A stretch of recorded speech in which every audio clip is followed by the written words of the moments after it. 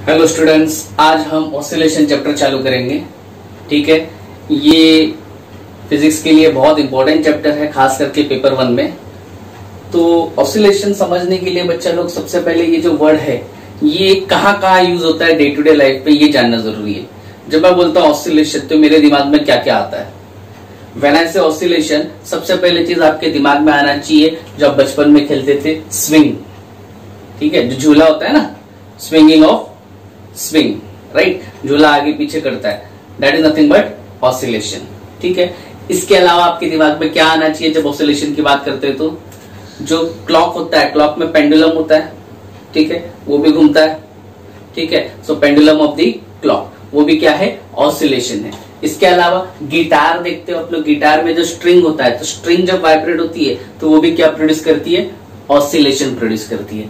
ठीक है, फिर इसके अलावा अगर हम बात करें तो ऑसिलेशन बहुत जगह पे यूज होता है, जैसे कि डे टू डे लाइफ में अगर वो सीविंग मशीन होती है, कपड़े सिलाई करने की मशीन, तो उसमें भी जो निडल होता है वो भी क्या करता है? To and fro motion perform करता है एक फिक्स पॉइंट के around, that is again nothing but the oscillation.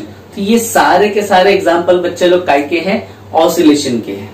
ठीक है, तो ये हम डे टू डे लाइफ में देखते हैं। अगर मैं इन सारे एग्जाम्पल को जोड़ू और इसको समझने की कोशिश करूं कि ऑसिलेशन क्या है, तो आपको ये दिखेगा कि सारे मोशन में दो चीज हो रही है। या तो किसी एक फिक्स पॉइंट के around two and fro motion हो रहा है, जैसे स्विंग भी देखो ना, एक फिक्स उसका पॉइंट है, आगे पीछे घूमता है। ठीक है, या फिर पेंडुलम की भी बात करो तो उसका एक फिक्स पॉइंट है, मेन पोजीशन, उसके अराउंड आगे पीछे घूमता है। ठीक है, that is to and fro.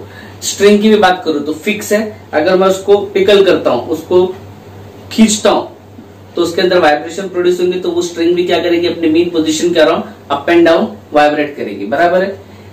Needle of the sewing machine, उसकी अगर मैं बात करूं तो वो भी क्या कर रहा है? अपने मेन पोजीशन पे up and down motion perform कर रहा है। तो all together when I talk about oscillation, जो मैंने एग्जांपल दिए बच्चे लोग, इस सारे एग्जांपल में ऑसिलेशन के बारे में क्या समझ में आ रहा है? ये समझता है कि ऑसिलेशन क्या है? ये एक मोशन है जिसमें पार्टिकल या तो to and fro motion perform करेगा या क्या परफॉर्म करेगा? Up and down motion perform करेगा। ठीक है, स्ट्रेट लाइन में, आइदर हॉरिजॉन्टल स्ट्रेट और vertical straight. Am I right? ठीक है, तो अब अगर मैं बात करूं ऑसिलेशन, तो ऑसिलेशन क्या है बच्चा लोग? ऑसिलेशन एक ऑब्जेक्ट का मोशन है, पार्टिकल का मोशन है। कैसा motion?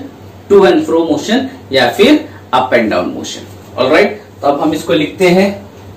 So oscillation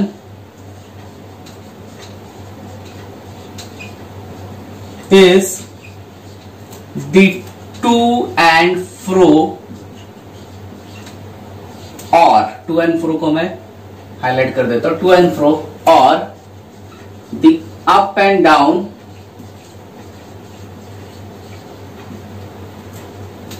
motion of the particles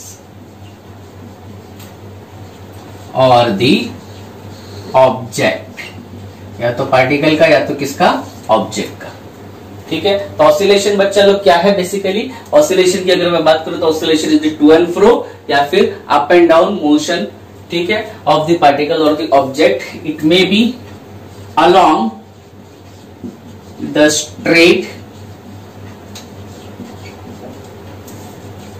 path. ठीक है, अलॉन्ग अ स्ट्रेट पाथ। और ये किसके अराउंड आगे पीछे करता है? ये किसके अराउंड ऊपर नीचे करता है? एक फिक्स पॉइंट के अराउंड। और उस फिक्स पॉइंट को क्या बोलते हैं बच्चा लोग? मीन पोजीशन बोलते हैं। ठीक है, तो ये ऑसिलेशन की बात होगी। ऑसिलेशन में मैं अभी एग्जांपल्स लिख देता हूं जो हमने बात की है। क्या क्या बोला मैंने एग्जांपल्स में बच्चा लोग? एग्जांपल्स में हमने बोला सबसे पहला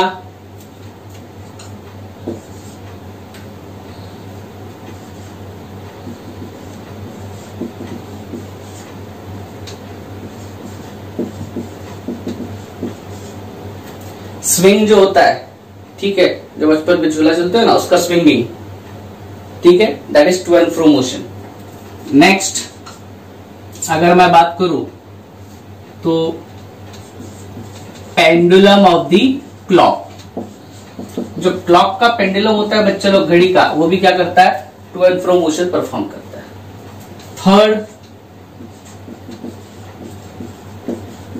vibration of the guitar string. Fourth, up and down motion of the needle of sewing machine। ठीक है, तो ये सब जगह पे अगर और एग्जांपल चाहिए तो और भी ले सकते हैं बच्चे लोग। आपको पता है ना ट्यूनिंग फॉर्क क्या होता है, उसको अगर स्ट्राइक करो तो उसकी भी प्रॉन्ग्स क्या होने लगते हैं, to and fro motion perform करने लगते हैं। That is again nothing but oscillation. So I can also talk about vibration of the prongs of the tuning fork। तो ये सबके सब क्या है बच्चा लोग, ये सबके सब एग्जाम्पल है किसके, ऑसिलेशन के। तो बेसिकली आपको ऑसिलेशन समझ में आ गया। क्या है ऑसिलेशन, एक टू एंड फ्रो मोशन है या फिर अप एंड डाउन मोशन है, किसका, पार्टिकल का या तो ऑब्जेक्ट का अलोंग दी स्ट्रेट पाथ। ठीक है, इसके एग्जांपल क्या बोला मैंने, swinging of the swing. Swing बोला तो झूला, झूला का जो स्विंग होता है आगे पीछे होता है, that is nothing but swinging of the swing. Instead of word using swinging you can also write to and fro motion of the swing. ठीक है, then pendulum of the clock, ये भी टू एंड फ्रो ही होता है। Then vibration of the guitar of the string, this is again to and fro. Needle up and down जो machine होती है, ठीक है। Then vibration of the prongs of the tuning fork, वो भी क्या होता है, to and fro. So basically this is nothing but oscillation. अब इस ऑसिलेशन को अगर हमको समझना है तो ये सारे मोशन की अगर मैं बात करूं तो ये सारे मोशन में हो क्या रहा है बच्चा लोग, मान लो ये मीन पोजीशन है, ठीक है, ये फिक्स पॉइंट है, call it as fix point और call it as mean position. When I say to and fro motion, to and fro motion हो रहा है मतलब क्या हो रहा है, या तो इस तरफ जा रहा है या तो इस तरफ जा रहा है, this is to and fro. ठीक है, तो टू एंड फ्रो मोशन में क्या हो रहा है, जो भी पार्टिकल है वो आगे पीछे अलोंग दिस फिक्स पॉइंट क्या कर रहा है, वाइब्रेट कर रहा है या ऑसिलेट कर रहा है। सही है बच्चे लोग। तो अब यहां पे आपको समझना है, यहां से चालू किया, डिस्प्लेस किया, टू एंड फ्रो करके वापस से यहां पे आ गया, या फिर एक्सट्रीम पोजीशन से छोड़ रहा हूं, वापस वहां पे जाके वापस यहां पे आया, तो एक पोजीशन, एक ऑसिलेशन हो गया। वापस आगे जाके वापस पीछे आया, दूसरा ऑसिलेशन हो गया। तो ये क्या हो रहा है, हर ऑसिलेशन के बाद ये अपनी पोजीशन को रिपीट कर रहा है ना। तो ऐसे मोशन को क्या बोला जाता है बच्चे लोग, पीरियोडिक मोशन बोला जाता है। तो अगला टॉपिक हमको पीरियोडिक मोशन ही देखना है। बस ये डायग्राम से मैं आपको ये समझाने की कोशिश कर रहा हूं कि ये जो टू एंड फ्रो मोशन जो है ना, वो एक फिक्स लाइन के क्रॉस होता है। दिस इज फिक्स लाइन, जिसको मीन पोजीशन भी बोलते हैं। ठीक है, this is to and fro motion. तो इसको क्या बोला जाता है, ऑसिलेशन। आगे ऑसिलेशन में हमने देखना है पीरियोडिक मोशन क्या होता है। ऑलराइट, तो मैं आगे लेके चलता हूं आपको।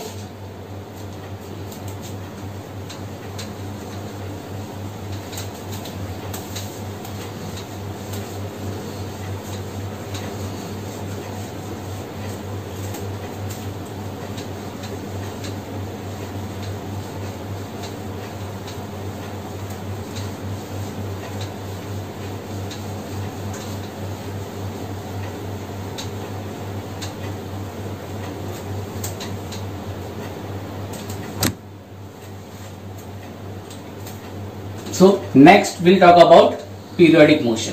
अब जैसे कि मैंने बात की बच्चे लोग पीरियोडिक मोशन के बारे में,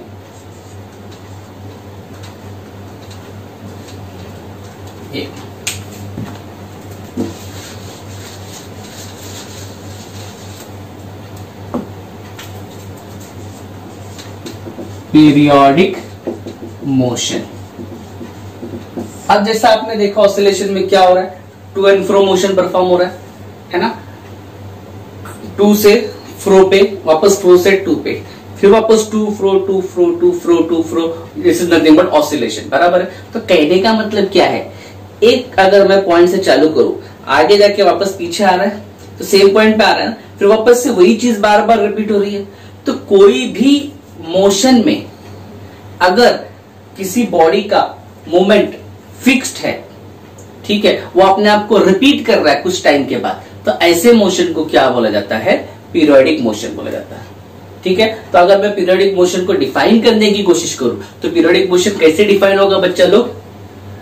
एनी मोशन, कोई भी मोशन हो सकता है, any motion which repeat itself after a definite interval of time, कोई भी मोशन जो अपने आप को एक फिक्स इंटरवल ऑफ टाइम के बाद रिपीट करे, ऐसे मोशन को क्या बोला जाता है? पीरियोडिक मोशन बोला जाता है। ठीक है, so I will write here periodic motion मतलब क्या? Any motion which repeats itself after definite interval of time is called as periodic motion। ऐसे मोशन को क्या बोलते हैं बच्चा लोग? पीरियोडिक मोशन बोलते हैं। So what is basically periodic motion? कोई भी मोशन जो अपने आप को क्या कर रहा है? रिपीट कर रहा है एक फिक्स टाइम के बाद, उसको क्या बोलते हैं? पीरियोडिक मोशन बोलते हैं। जैसे कि अगर इसको समझना है, ठीक है, तो हमको पता है, हम फर्स्ट चैप्टर पढ़ चुके हैं फिजिक्स में, that is uniform circular motion. उसमें हमने देखा जो मून है, सबको पता है मून अर्थ के अराउंड घूमता है, सर्कुलर मोशन में घूमता है, तो एक पॉइंट से चालू करके वापस से दूसरे पॉइंट पे आ गया, तो एक सेट ऑफ मोशन कंप्लीट हो गया, उसके बाद वापस से वही सब चीजें रिपीट होगी ना। ठीक है, तो ऐसे मोशन को क्या बोलते हैं बच्चा लोग? ऐसे मोशन को पीरियोडिक मोशन बोलते हैं। तो पीरियोडिक मोशन में क्या होता है? पार्टिकल जो है ना, अपने आप को, मोशन जो है अपने आप को रिपीट करता है एक डेफिनेट टाइम पीरियड के बाद, और पार्टिकल्स का जो मूवमेंट होता है वो सेम सेट रिपीट होता है बार बार। ठीक है, तो ऐसे मोशन को क्या बोलते हैं? पीरियोडिक मोशन बोलते हैं। I am repeating again, any motion which repeat itself after a definite interval of time is called as periodic motion। ठीक है, अब आगे चलते हैं पीरियोडिक मोशन में। पीरियोडिक मोशन में अब जैसे कि मैंने बोला, ये अर्थ है, ठीक है, अर्थ के अराउंड कौन रिवॉल्व करता है? लेट्स से मून रिवॉल्व करता है। तो मून यहां से चालू करके यहां पे आएगा, तब एक रेवोल्यूशन होगा, और ऐसे एक रेवोल्यूशन को कंप्लीट करने के लिए जो टाइम लगता है उसको बोलते हैं टाइम पीरियड। तो ये टाइम पीरियड हो गया। इसके बाद घूम के वापस से यहाँ पे आ गया ना, तो एक सेट ऑफ मूवमेंट कंप्लीट हो गया इसका। इसके बाद क्या होगा? वापस से वही चीज बार बार रिपीट होगी जब भी ये घूमेगा, है ना। तो क्योंकि ये अपने आप को रिपीट कर रहा है हर टाइम पीरियड के बाद, इसलिए इसको क्या बोलते हैं? पीरियोडिक बोलते हैं। तो ये क्या हो गया? Motion of moon around the अर्थ हो गया। सिमिलरली बाकी के जो प्लैनेट सन के अराउंड रिवॉल्व करते हैं वो भी क्या है?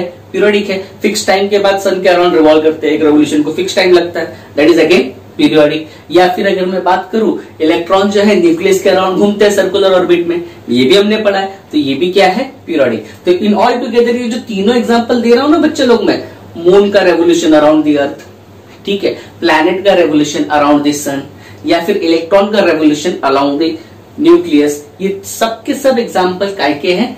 सर्कुलर मोशन के। तो मैं डायरेक्टली ऐसा बोल सकता हूं कि जो यूनिफॉर्म सर्कुलर मोशन है वो क्या है? पीरियोडिक मोशन है।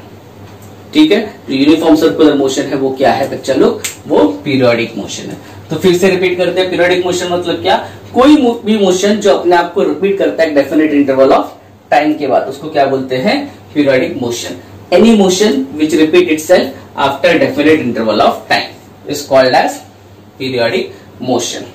ठीक है, नाउ जैसे कि मैंने बोला, मोशन को कंप्लीट करने के लिए, एक रेवोल्यूशन कंप्लीट करने के लिए जो टाइम लगता है उसको क्या बोलते हैं? टाइम पीरियड बोलते हैं। ठीक है, so the duration it takes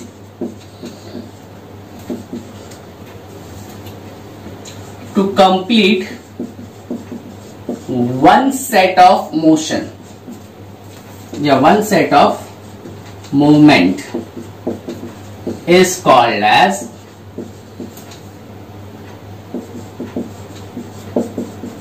time period, or it is also called as periodic time। ठीक है, क्या लिखा मैंने? ड्यूरेशन इसको जितना लगता है एक सेट ऑफ मूवमेंट कंप्लीट करने के लिए, ठीक है, उसको क्या बोलते हैं, टाइम पीरियड बोलते हैं, या फिर उसको पीरियोडिक टाइम भी बोलते हैं। ठीक है, तो ये हमने बात कर ली पीरियोडिक मोशन के बारे में। अब जैसे कि मैंने बोला पीरियोडिक मोशन में एग्जांपल्स क्या क्या है उसके बारे में हम लिखेंगे अभी। एग्जांपल्स, वेरी फर्स्ट एग्जांपल मैंने बोला आपको motion of moon around the earth. Moon जो है अर्थ के अराउंड रिवॉल्व करता है, ये भी क्या है, एक मोशन कंप्लीट करेगा, एक सेट ऑफ मूवमेंट हो गया, उसके बाद वापस से वही रिपीट करेगा, तो ये क्या हो गया, पीरियोडिक हो गया। Then motion of other planets around the sun. बाकी जो प्लैनेट्स हैं उनका मोशन अराउंड दी सन, अगर बात करते हैं सन के अराउंड घूमते हैं, वो भी क्या है, पीरियोडिक है। Next motion of electrons around the nucleus. Nucleus के आजू बाजू में जो इलेक्ट्रॉन घूमते हैं सर्कुलर ऑर्बिट में, वो भी क्या होते हैं, पीरियोडिक होते हैं। ठीक है, तो इन ऑल टुगेदर अगर ये तीनों के तीनों एग्जांपल की बात करते हो तो ये गोल घूमने वाला एग्जांपल है जो आपने फर्स्ट चैप्टर में पढ़ा है, दैट इज सर्कुलर मोशन में। ठीक है, तो in all the uniform circular motion is the periodic motion. ठीक है, तो ये सारे के सारे एग्जांपल कैसे, यूनिफॉर्म सर्कुलर मोशन के जो क्या है, पीरियोडिक है। लेकिन इसके अलावा भी पीरियोडिक मोशन होते हैं, सारे के सारे यूनिफॉर्म सर्कुलर मोशन पीरियोडिक है, ये बात सही है, लेकिन सिर्फ सर्कुलर मोशन जो होते हैं वो पीरियोडिक नहीं होते, इसके अलावा भी होते हैं। दूसरे अगर पीरियोडिक मोशन की बात करूं तो वो हो गया आपका normal oscillation, to and fro, ठीक है, या अप एंड डाउन, ये जो लीनियर ऑसिलेशन है ये भी क्या है बच्चा लोग, आपका पीरियोडिक होता है, क्योंकि फिक्स टाइम के बाद टू एंड फ्रो परफॉर्म करता है, या टू एंड फ्रो परफॉर्म करने के लिए एक फिक्स टाइम ड्यूरेशन लगता है, इसलिए ये भी क्या हो गया, आपका पीरियोडिक हो गया। तो oscillatory motion is also periodic. ठीक है, so here I will right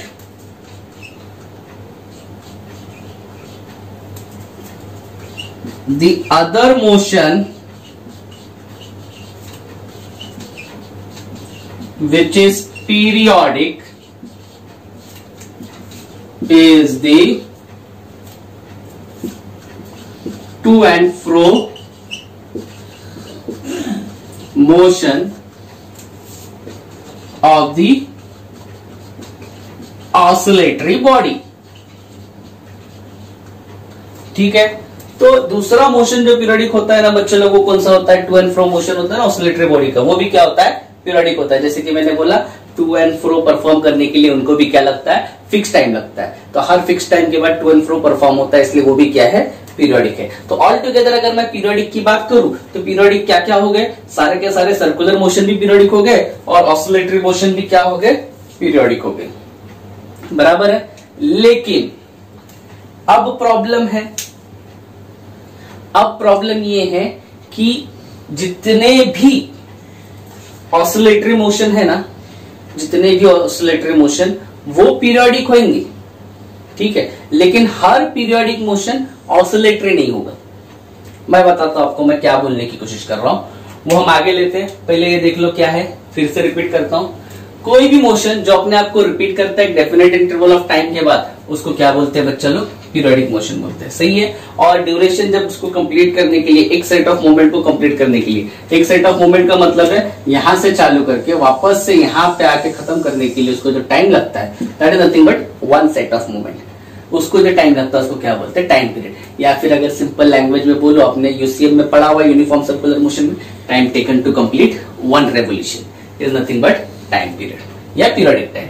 अब यहाँ पे मोशन की बात करो, एग्जांपल पीरियोडिक मोशन की, तो motion of moon around the earth, या motion of other planets around the sun, या फिर motion of electrons around the nucleus, ये सारे के सारे मोशन क्या है बच्चा लोग, ये सारे के सारे मोशन पीरियोडिक है। ठीक है। ये लेकिन सारे के सारे मोशन किसको रिप्रेजेंट कर रहे हैं? ये सारे के सारे मोशन यूनिफॉर्म सर्कुलर मोशन को रिप्रेजेंट कर रहा है ना। तो in all together all the uniform circular motion are nothing but the periodic motion, ठीक है। लेकिन सिर्फ और सिर्फ यूनिफॉर्म सर्कुलर मोशन ही पीरियोडिक होते हैं ऐसा नहीं है, इसके अलावा भी दूसरे मोशन होते हैं जो पीरियोडिक होते हैं, जैसे कि टू एंड फ्रो मोशन, ठीक है, ऑसिलेटरी बॉडीज का, वो क्या होता है? पीरियोडिक होता है। तो दो तरीके के मोशन मुझे पीरियोडिक मिले, एक सर्कुलर मोशन वो भी पीरियोडिक है और एक ऑसिलेटरी मोशन वो भी पीरियोडिक है, ठीक है। अब इसको हम आगे लेके चलते हैं।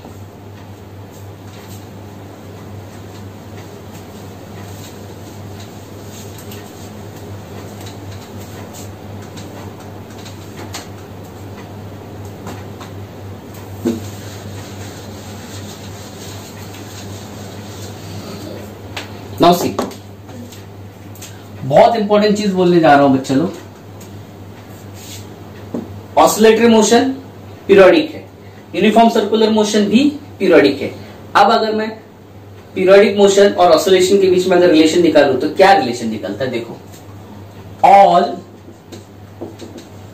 The oscillatory motion are periodic. जितने भी ऑसिलेटरी मोशन होते हैं सबके सब क्या होते हैं? Periodic, because they perform to and fro motion. But all the periodic motion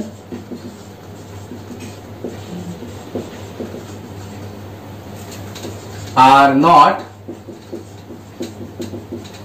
oscillatory. लेकिन सबके सब पीरियोडिक मोशन जो होते हैं ऑसिलेटरी नहीं होते हैं। एग्जाम्पल,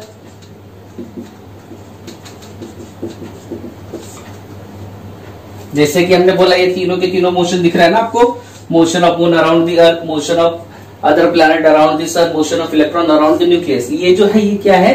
पीरियोडिक है, लेकिन ये ऑसिलेटरी नहीं है।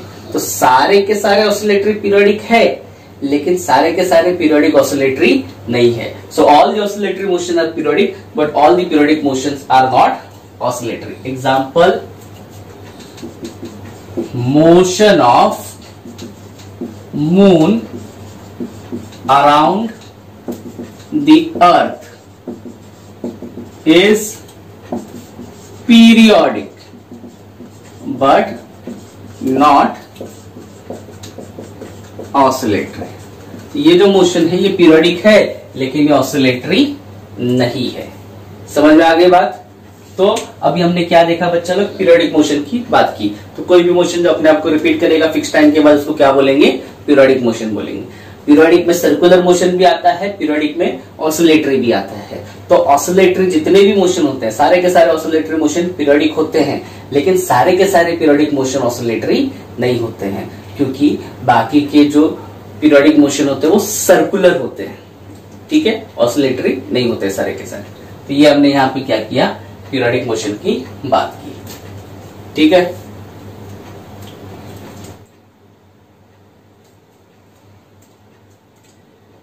Next is linear simple harmonic motion, that is linear SHM।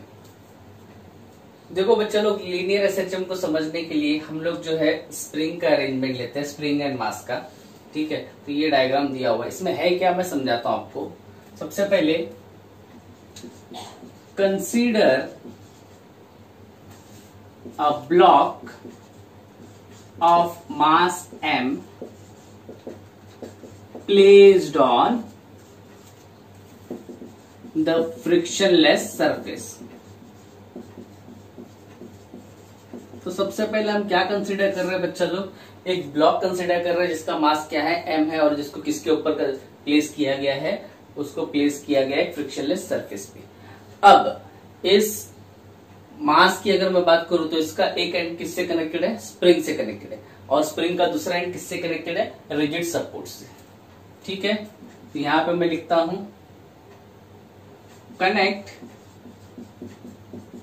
The one end of the spring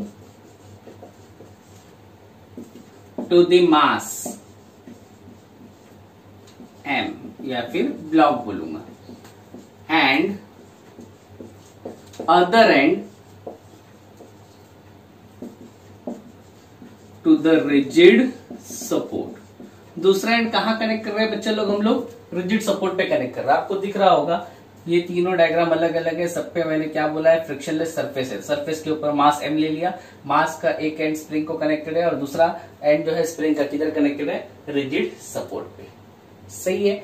अब हम क्या करेंगे बच्चा लोग, इस मास को हम किसी भी एक डायरेक्शन में डिस्प्लेसमेंट दे देंगे। ठीक है, तो क्या होगा, किसी भी डायरेक्शन में अगर डिस्प्लेसमेंट दे दूंगा तो स्प्रिंग स्ट्रेच हो जाएगी या कंप्रेस हो जाएगी, डिपेंडिंग ऑन किस डायरेक्शन में मैं डिस्प्लेसमेंट दे रहा हूं।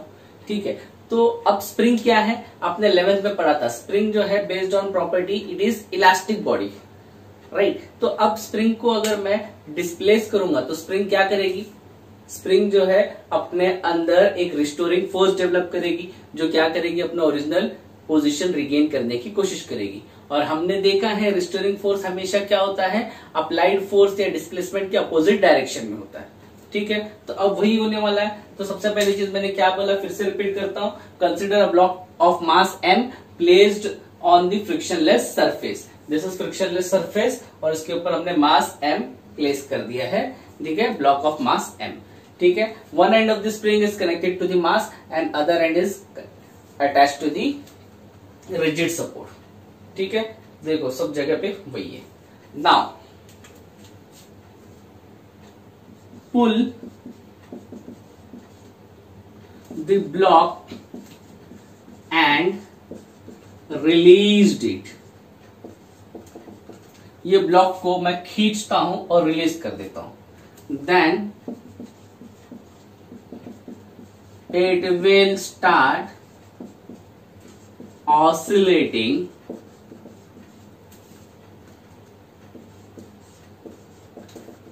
with to and fro motion around the equilibrium position। इसकी कुछ ना कुछ इक्विलिब्रियम पोजीशन रहेगी, उसके अराउंड क्या करने लगेगा ये, उसके अराउंड ये to and fro motion perform करने लगेगा। सही है बच्चा लोग।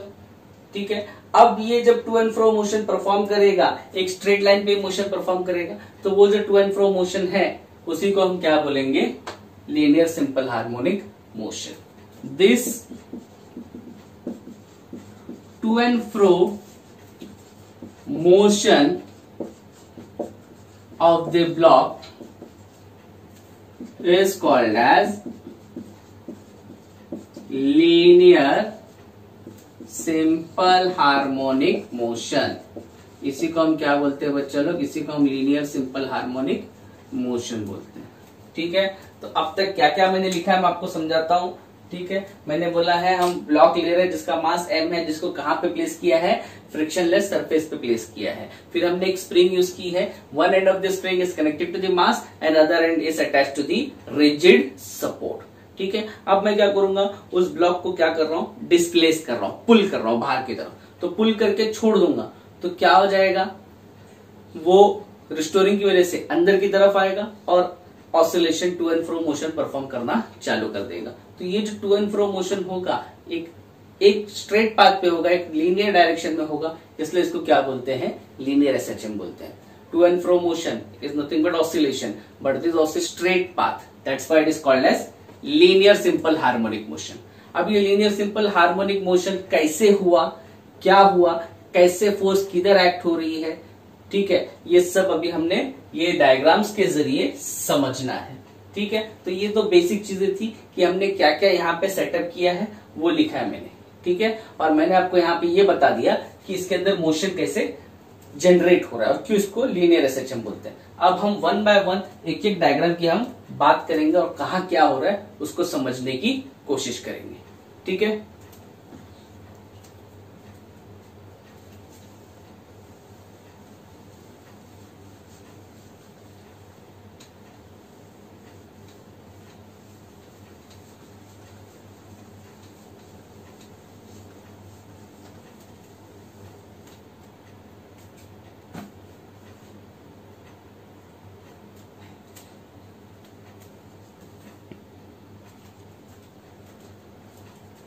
तो सबसे पहले देखो बच्चा लोग, ये जो बी वाला डायग्राम है ना, ये बी वाला डायग्राम पे मैंने लिखा है अनस्ट्रेच। अनस्ट्रेच मतलब यहाँ पे मैंने फोर्स अप्लाई नहीं किया है, ना अंदर की तरफ ना बाहर की तरफ, जिसकी वजह से स्प्रिंग क्या है, अनस्ट्रेच है। तो मैं सबसे पहले इस बी डायग्राम से बात करता हूं। Figure B represents the unstretched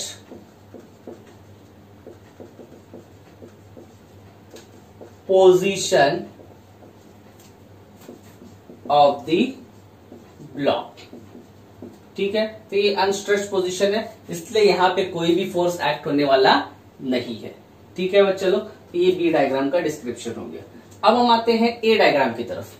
मान लो ये अनस्ट्रेच पोजीशन था, ठीक है, तो ये उसका क्या हो गया, ये इसका मेन पोजीशन हो गया। अब इस मेन पोजीशन से इस ब्लॉक को मैं क्या कर रहा हूं, बाहर की तरफ पुल कर रहा हूं टुवर्ड्स द राइट। तो जैसे ही मैंने इसको बाहर की तरफ खींचा, मतलब डिस्प्लेसमेंट कहां हो गया, राइट की तरफ। तो होगा क्या, स्प्रिंग स्ट्रेच हो जाएगा, है ना। बाहर की तरफ खींचा, ये नॉर्मल कंडीशन थी, इसको अगर बाहर की तरफ खींचूंगा तो स्प्रिंग स्ट्रेच हो जाएगी। ये देखो ऊपर वाला डायग्राम, ब्लॉक बाहर की तरफ आ गया राइट हैंड साइड की तरफ, तो डिस्प्लेसमेंट लेफ्ट टू राइट हुआ, इसलिए इसका एरो इस तरफ। तो अब स्प्रिंग स्ट्रेच हो गए, लेकिन स्प्रिंग जैसे कि मैंने बोला क्या है, इलास्टिक बॉडी है, तो वो क्या करने की कोशिश करेगी, वो अपना ओरिजिनल शेप और साइज रिगेन करने की कोशिश करेगी। तो अब यहाँ पे क्या हुआ है, स्प्रिंग स्ट्रेच हुआ है राइट की तरफ पुल होने की वजह से, इसलिए रिस्टोरिंग फोर्स किस तरीके से डेवलप होगा कि वो वापस से उसको क्या करेगा, अपनी ओरिजिनल पोजीशन पे, दैट इज अनस्ट्रेच पोजीशन पे लाने की कोशिश करेगा।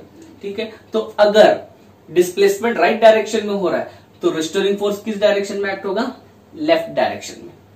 ठीक है, तो अब हम इसकी डिस्क्रिप्शन लिखते हैं, जो मैंने बताया अभी हम इधर यहाँ पे लिखने की कोशिश करेंगे। ठीक है, तो देखो यहाँ पे, consider if the block is displaced towards the right by displacement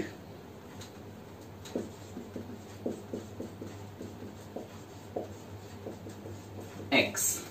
So देखो यहाँ पे, consider the block is displaced towards the right by displacement x, then what will happen, then the block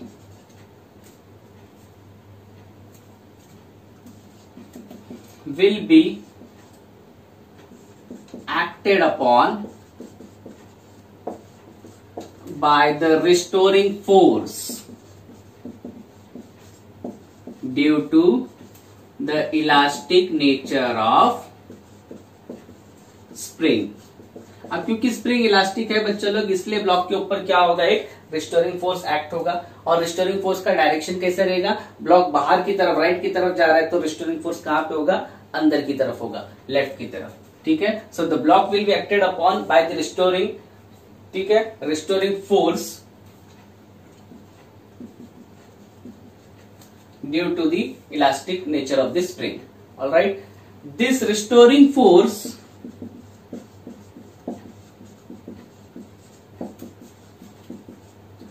will act towards the left। क्यों left की तरफ आ रहा है, समझ में आया, क्योंकि हमने क्या बोला था, ब्लॉक कहां जा रहा है, ब्लॉक जो है यहां से राइट की तरफ जा रहा है। तो देखो ब्लॉक राइट की तरफ जाएगा तो रिस्टोरिंग फोर्स कहां पे होगा, लेफ्ट की तरफ होगा, क्योंकि स्प्रिंग क्या कोशिश कर रही है, अपनी ओरिजिनल पोजीशन पे आने की कोशिश कर रही है। स्प्रिंग की ओरिजिनल पोजीशन ये है, जब आप इसको यहां से यहां करोगे तो ये वापस से यहां पे आने की कोशिश करेगा, तो जो रिस्टोरिंग फोर्स है वो अंदर की तरफ है। सही है, तो ये जो रिस्टोरिंग फोर्स है ये डिस्प्लेसमेंट पे डिपेंड करता है। This restoring force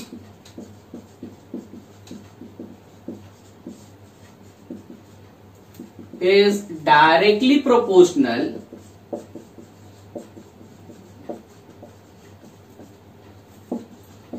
to the displacement of the body, to the displacement of the body, या फिर ब्लॉक भी बोल सकते हैं। ठीक है, इट इज गिवन बाय, अब ये जो रिस्टोरिंग फोर्स है कैसे दिया जाता है, it is given by F is equal to minus KX। Since it is directly proportional to x, proportionality sign आएगी हटने के बाद कांस्टेंट आएगा, that is K. Now why negative sign? Negative sign यहाँ पे बच्चा लोग इसलिए है क्योंकि थोड़ा अगर आप ध्यान दोगे ना, यहाँ पे दिख रहा है आपको डिस्प्लेसमेंट कहाँ हो रहा था, डिस्प्लेसमेंट राइट की तरफ हो रहा था, और फोर्स रिस्टोरिंग फोर्स कहाँ एक्ट हो रही है, लेफ्ट की तरफ एक्ट हो रही है। तो क्योंकि डिस्प्लेसमेंट और फोर्स दोनों अपोजिट डायरेक्शन में है, इसलिए ये फोर्स क्या है, नेगेटिव है। ठीक है, सो रिस्टोरिंग फोर्स इस तरीके से दिया जाता है, वेयर के is constant, it depends on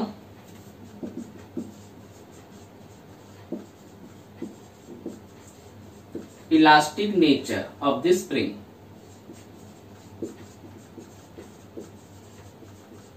तो ये जो कांस्टेंट है किसके ऊपर डिपेंड करता है बच्चा लोग, elastic nature of the spring पे डिपेंड करता है, स्प्रिंग का स्टिफनेस पे डिपेंड करता है। ठीक है, तो ये रिस्टोरिंग फोर्स तो मुझे मिल गया। अब यहाँ पे नेगेटिव साइन क्यों है ये समझो। The negative sign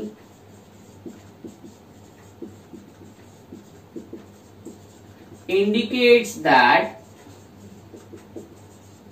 the displacement and the restoring force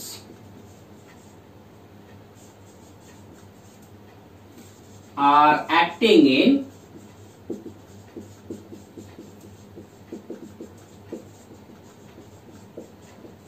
opposite direction। तो नेगेटिव साइन क्या इंडिकेट कर रहा है, जो डिस्प्लेसमेंट है और जो रिस्टोरिंग फोर्स है, ये दोनों क्या कर रहे हैं बच्चा लोग, ये दोनों अपोजिट डायरेक्शन में एक्ट हो रहे हैं। ये यहां से हमको क्या पता चल रहा है, रिस्टोरिंग फोर्स क्यों नेगेटिव है। ठीक है, तो ये जो है मैंने ये स्ट्रेच पोजीशन बताया है। ठीक है, क्या हो रहा है वो बताया। मैं फिर से रिपीट करता हूं, देखो फिगर बी जो है ना वो क्या रिप्रेजेंट कर रहा है, अनस्ट्रेच पोजीशन। स्प्रिंग ना स्ट्रेच भी है ना कंप्रेस भी है, जब कुछ भी नहीं हुआ है तो उसके ऊपर कोई फोर्स एक्ट होने वाला नहीं है, वो अपने मेन पोजीशन पे रहेगा। ऐसी पोजीशन को मेन पोजीशन बोलते हैं, जहां पे डिस्प्लेसमेंट या ऑसिलेशन सेटअप ही नहीं हुआ है। ठीक है, अब फिगर ए की बात करते हैं। फिगर ए में जैसे कि आपको दिख रहा है, block is displace towards the right. मैं ब्लॉक को क्या कर रहा हूं, अपने मेन पोजीशन से राइट की तरफ डिस्प्लेस कर रहा हूं बाय डिस्टेंस एक्स। ठीक है, तो अगर राइट की तरफ डिस्प्लेस किया तो ये ब्लॉक है, ये ब्लॉक स्प्रिंग से कनेक्टेड है, तो स्प्रिंग क्या हो जाएगी, स्ट्रेच हो जाएगी। तो स्प्रिंग स्ट्रेच होगी तो स्प्रिंग का इलास्टिक नेचर है, इलास्टिक नेचर की वजह से वो स्प्रिंग क्या करेगी, अपना ओरिजिनल पोजीशन रिस्टोर करने की कोशिश करेगी। इसकी वजह से ये जो ब्लॉक है ना, ब्लॉक के ऊपर क्या एक्ट होगा, रिस्टोरिंग फोर्स एक्ट होगा। ठीक है, क्यों, because of the elastic nature of the spring. ठीक है, अब ये जो रिस्टोरिंग फोर्स है, डिस्प्लेसमेंट लेफ्ट से राइट की तरफ हुआ तो रिस्टोरिंग फोर्स क्या करेगा, वापस से राइट टू लेफ्ट की तरफ होगा। So if displacement is from left to right, restoring will be from right to left. So this restoring force will act towards the left because displacement was towards the right. So restoring will act towards the left. अब कितना restoring force होगा, ये किसके ऊपर depend करता है, ये depend करता है कि मैं स्प्रिंग को जब यहां से मेन पोजीशन से खींच रहा था, कितना खींचूंगा। जितना ज्यादा खींचूंगा मतलब उतना ज्यादा डिस्प्लेसमेंट होगा और उतना ही ज्यादा क्या होएगा, restoring force होगा। So this restoring force is directly proportional to the displacement of the block and it is given by F is equal to minus K into X। Very first thing जो K है वो क्या है बच्चा लोग, वो constant है। ठीक है, और वो किसके ऊपर डिपेंड करता है, it depends on the elastic nature of the spring. Spring का नेचर क्या है, स्प्रिंग कौन सी यूज की है उसके ऊपर डिपेंड करता है। अब यहाँ पे नेगेटिव साइन क्यों है, नेगेटिव साइन इसलिए है क्योंकि डिस्प्लेसमेंट और फोर्स दोनों अपोजिट डायरेक्शन में हो रहा है, इसलिए ये फोर्स क्या है, नेगेटिव है। सही है, तो अब ये तो हो गया, ब्लॉक को मैंने क्या कर दिया, डिस्प्लेस किया राइट साइड पे। अगर मैं ब्लॉक को अभी लेफ्ट साइड पे डिस्प्लेस करूं तो अनस्ट्रेच है, अनस्ट्रेच से लेफ्ट की तरफ डिस्प्लेस करूं तो क्या होएगा, वो देखते हैं।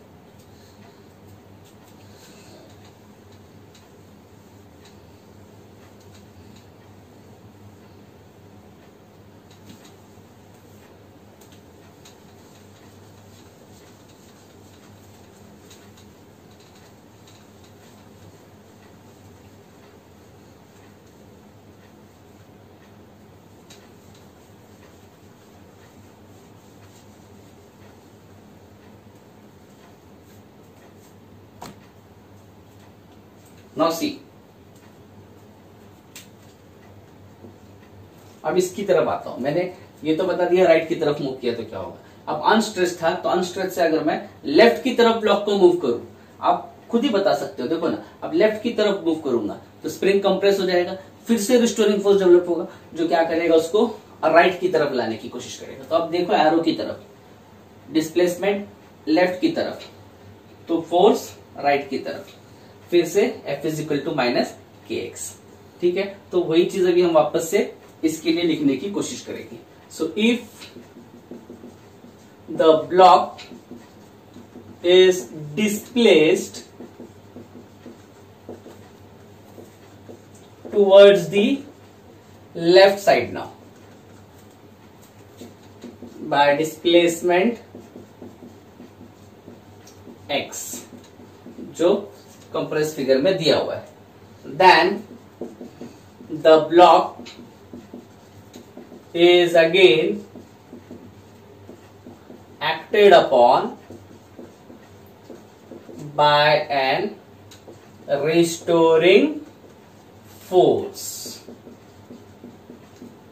ठीक है, इसके ऊपर से फिर से रिस्टोरिंग फोर्स आएगा, और जैसे कि आपको पता है रिस्टोरिंग फोर्स किस डायरेक्शन में होगा, क्योंकि ब्लॉक मैंने लेफ्ट की तरफ मूव किया, देखो लेफ्ट की तरफ एरो है, तो रिस्टोरिंग फोर्स किधर होगा, राइट की तरफ। This restoring force will act towards the right. ठीक है, और कैसे दिया जाएगा, again it is given by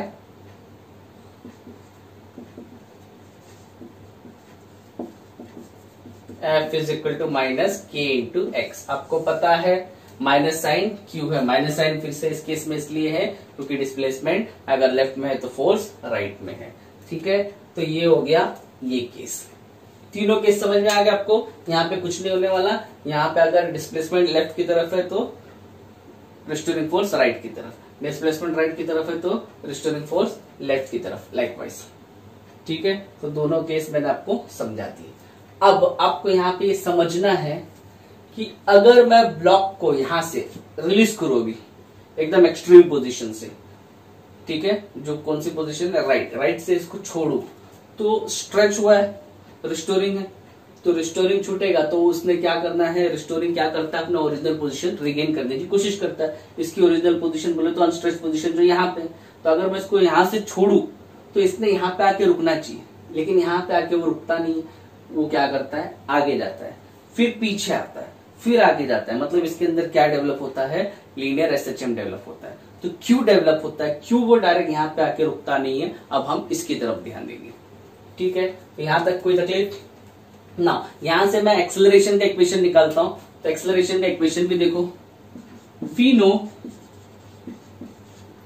F is equal to mass into acceleration, सबको पता है। तो यहां से बच्चा लोग एक्सेलरेशन क्या होगा, फोर्स अपॉन मास। फोर्स मुझे पता है क्या है, it is minus KX upon M। So I could write acceleration as minus K by M times X। तो अगेन K स्प्रिंग कांस्टेंट, स्प्रिंग के हिसाब से कांस्टेंट है, ठीक है, और M mass of the block वो भी कांस्टेंट है। तो एक्सेलरेशन भी किसको प्रोपोर्शनल है, डिस्प्लेसमेंट को प्रोपोर्शनल है। Therefore acceleration is also proportional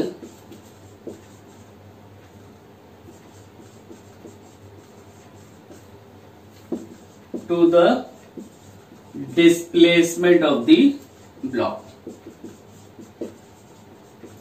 जो ब्लॉक का डिस्प्लेसमेंट है उसी को वापस से क्या होगा बच्चा लोग, एक्सेलरेशन भी उसी को प्रोपोर्शनल होगा। ठीक है, तो ये थर्ड सिनेरियो मैंने यहां तक बताया। उसके बाद मैंने बोला F is equal to minus KX, इसके लिए भी हो रहा है, इसके लिए भी हो रहा है, कैसे हो रहा है वो बता दिया। लेकिन मुझे पता है F क्या होता है बच्चा लोग, मास इंटू एक्सेलरेशन होता है। इस इक्वेशन से एक्सेलरेशन मिलेगा फोर्स अपॉन मास। सही है, आई नो F की value minus K into X है, बस डाल दो यहाँ पे, तो A is equal to minus K by M into X होगा। तो ये कांस्टेंट है K और मास M भी कांस्टेंट है, तो एक्सेलरेशन क्या हो गया, फिर से प्रोपोर्शनल हो गया किसको, displacement of the block. Again यहाँ पे नेगेटिव साइन है, इसका मतलब क्या है, जैसा फोर्स अपोजिट डायरेक्शन में था डिस्प्लेसमेंट का, उसी तरह एक्सेलरेशन भी क्या है, अपोजिट डायरेक्शन में है डिस्प्लेसमेंट का। ठीक है, So negative sign, again I will write here. Negative sign indicates the acceleration is in opposite direction of displacement. तो बच्चों लोग याद रखो, फोर्स और एक्सेलरेशन दोनों के दोनों जो है ना डिस्प्लेसमेंट की अपोजिट डायरेक्शन में है। ठीक है, तो ये तो पता चल गया कि इधर क्या हो रहा है। अब हम बात कर रहे हैं, अब तक हमने क्या बात की, स्ट्रेस पोजीशन पे होगा तो क्या होगा, यहां से यहां राइट से लेफ्ट की तरफ आएगा, और कंप्रेस की बात की तो लेफ्ट पे खींचा था तो लेफ्ट से राइट की तरफ जाएगा, और ये अनस्ट्रेच है। अब यहाँ पे ऑसिलेशन कैसे जनरेट होता है उसके बारे में बात करनी है हमें। ठीक है, अभी तक ऑसिलेशन के बारे में बात नहीं की। अभी तक हमने क्या बात की, इसको राइट की तरफ मूव किया तो लेफ्ट की तरफ फोर्स होगा, इसको लेफ्ट की तरफ मूव किया तो राइट की तरफ फोर्स होगा, और ये अनस्ट्रेच है। इतनी ही बात की। ठीक है, और एक्सेलरेशन का इक्वेशन निकाला। तो एसएचएम कैसे जनरेट होता है ये अभी हमने देखना है। ठीक है,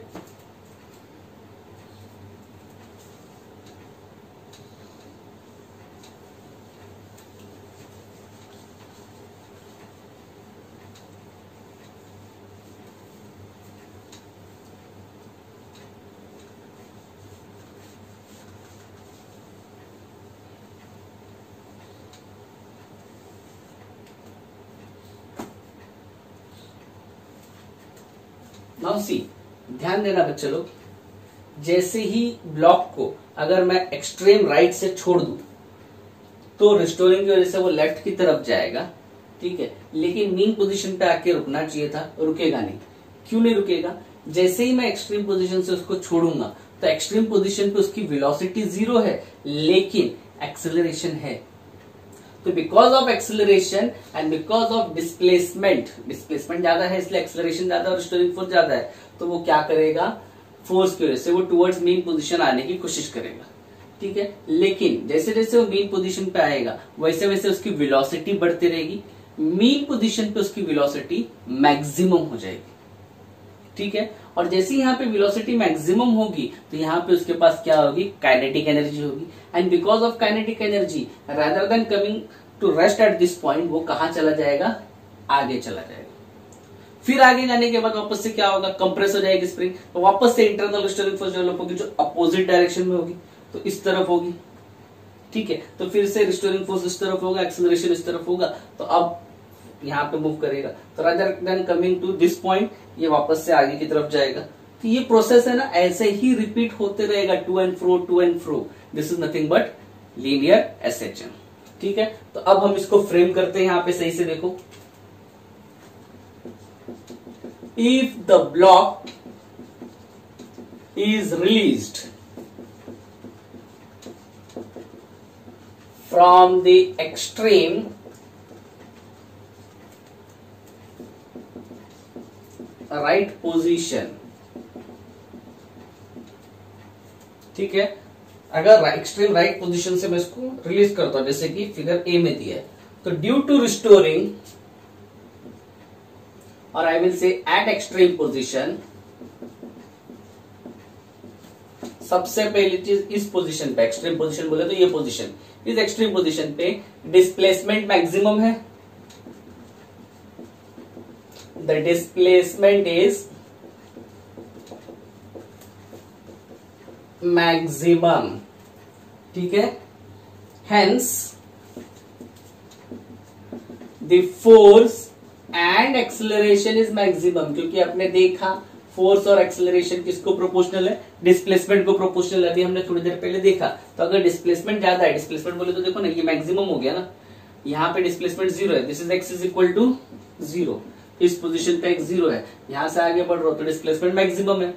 ठीक है, तो अब जब डिस्प्लेसमेंट मैक्सिमम होगा तो फोर्स मैक्सिमम होगा, एक्सेलरेशन मैक्सिमम होगा, ये भी हमने थोड़ी देर पहले देखा। तो eight extreme position displacement is maximum, hence the force and acceleration is maximum. Therefore, the block moves towards the mean position, बाहर से है ना, एक्सट्रीम से कहां पे जाने की कोशिश करेगा, मीन पोजीशन पे, टुवर्ड्स दी मीन पोजीशन। ठीक है, अब क्योंकि एक्सेलरेशन था तो एक्सेलरेशन की वजह से ब्लॉक में क्या डेवलप होगा, वेलोसिटी डेवलप होगा। तो जैसे जैसे मीन पोजीशन की तरफ बढ़ेगा वैसे वैसे उसकी वेलोसिटी बढ़ेगी, और एट मीन पोजीशन उसकी वेलोसिटी क्या हो जाएगी, मैक्सिमम हो जाएगी। At mean position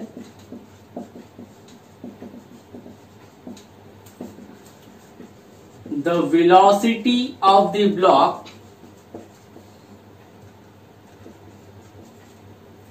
becomes maximum, उसकी वेलोसिटी क्या हो जाएगी बच्चों लोग, मैक्सिमम हो जाएगी। एंड अब वेलोसिटी मैक्सिमम है तो उसमें क्या आएगा, वेलोसिटी से कौन सी एनर्जी डील करती है, वेलोसिटी से काइनेटिक एनर्जी डील करती है, हाफ एम वी स्क्वायर। तो if we is maximum definitely kinetic energy is going to be maximum. So at mean position velocity of the block becomes maximum, thus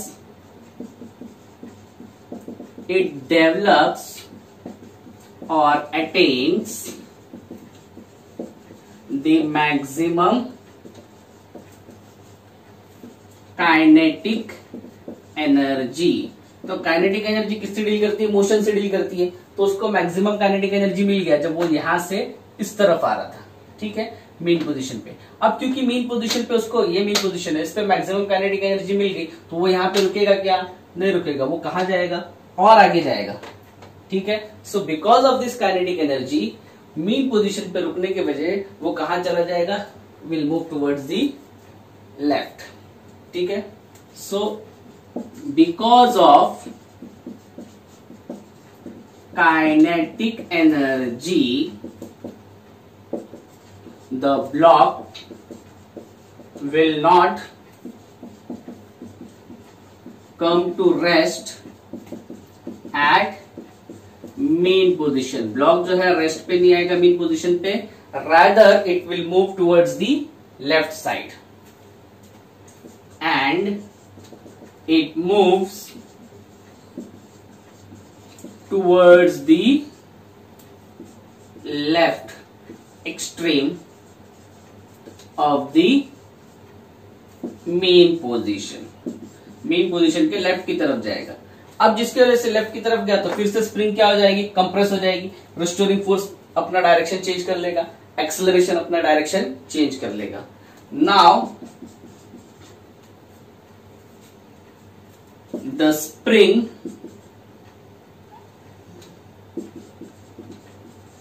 is compressed, hence the direction of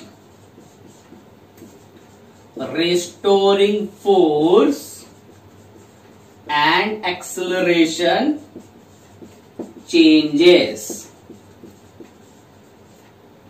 ठीक है, and block will move towards the right and block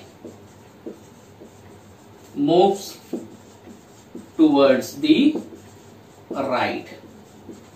ठीक है, so this process is repeated continuously।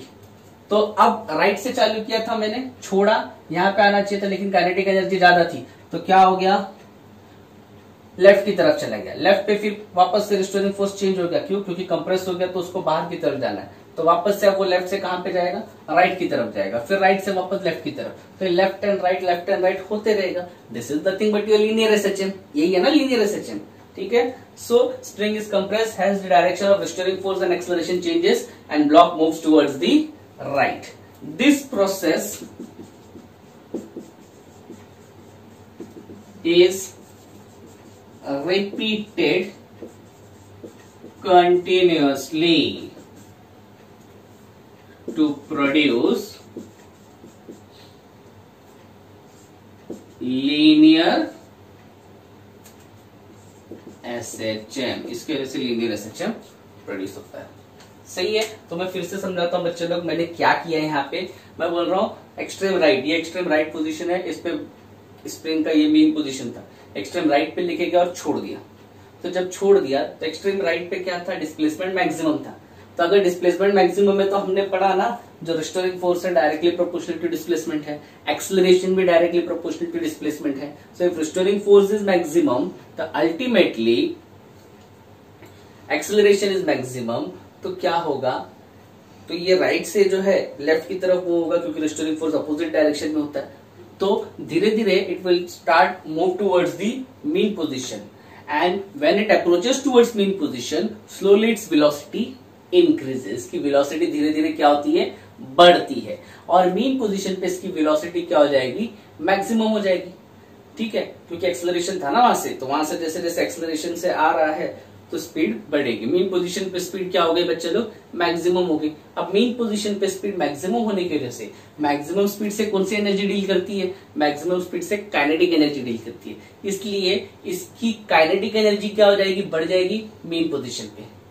ठीक है, तो mean position पे kinetic energy बढ़ गई। So rather than coming to rest at mean position, अब उसके पास क्या है, मीन पोजीशन पे काइनेटिक एनर्जी ज्यादा है, तो यहां से चालू किया था मीन पोजीशन पे आके रुकने की बजाय, क्योंकि काइनेटिक एनर्जी है तो ये कहां चलेगा, लेफ्ट की तरफ चला जाएगा। It will move towards the left. अब यहां पे आ जाएगा तो स्प्रिंग क्या हो जाएगी, कंप्रेस हो जाएगी। अब स्प्रिंग कंप्रेस हो गई तो फिर से रिस्टोरिंग फोर्स का डायरेक्शन और एक्सेलरेशन का डायरेक्शन क्या हो जाएगा बच्चों लोग, चेंज हो जाएगा। और फिर से वो किस तरफ मूव करने की कोशिश करेगा, फिर से वो मूव करने की कोशिश करेगा टुवर्ड्स दी राइट। और जैसे जैसे towards the right, towards the mean position आएगा, फिर से उसका वेलोसिटी बढ़ेगा, मीन पोजीशन पे मैक्सिमम होगा, फिर आगे निकल जाएगा, फिर यहाँ पे आ जाएंगे, फिर वापस लेफ्ट, फिर वापस राइट, ये चलता रहेगा। और ये क्या प्रोड्यूस करेगा, फिर लीनियर एसएचएम प्रोड्यूस करेगा। तो आपने देखा यहाँ पे भी फोर्स जो था एक्सटर्न की तरफ लिया, फोर्स कहाँ पे डायरेक्ट हो रहा है, टुवर्ड्स मीन पोजीशन। यहाँ पे भी डिस्प्लेसमेंट इधर दिया तो फोर्स कहाँ डायरेक्ट हो रहा है, towards mean position. If you see the direction of force is always towards the main position. सही है, तो अब प्रोसेस तो समझ में आ गया है। अब हम क्या करेंगे, लीनियर सिंपल हार्मोनिक मोशन को डिफाइन करेंगे।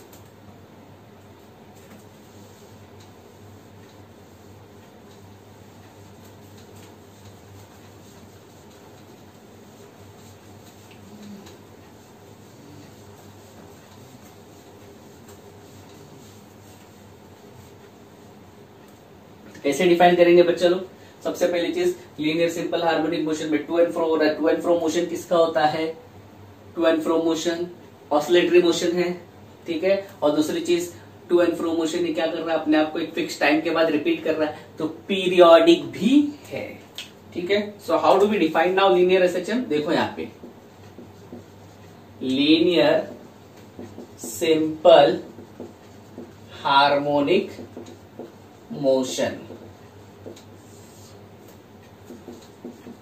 it is defined as the periodic motion। ये कैसा मोशन होता है, पीरियोडिक मोशन होता है, periodic motion of the body. ठीक है, ये पीरियोडिक मोशन है बॉडी का, जिसमें फोर्स या फिर एक्सेलरेशन कहां डायरेक्ट होती है, टुवर्ड्स द मीन पोजीशन। देखो फोर्स मीन पोजीशन की तरफ है, यहां पे भी देखो फोर्स मीन पोजीशन की तरफ है। So it is defined as the periodic motion of the body in which the force, ठीक है, या फिर आप एक्सेलरेशन भी बोल सकते हो, in which the force or acceleration is directed towards the mean position। Force कहां पे डायरेक्ट है, टुवर्ड्स द मीन पोजीशन पे डायरेक्ट है, और ये किसको प्रोपोर्शनल है, डिस्प्लेसमेंट को। और मैक्सिमम डिस्प्लेसमेंट को क्या बोलते हैं, एम्पलीट्यूड बोलते हैं। So it is defined as the periodic motion of the body in which the force is directed towards the mean position and is directly proportional to the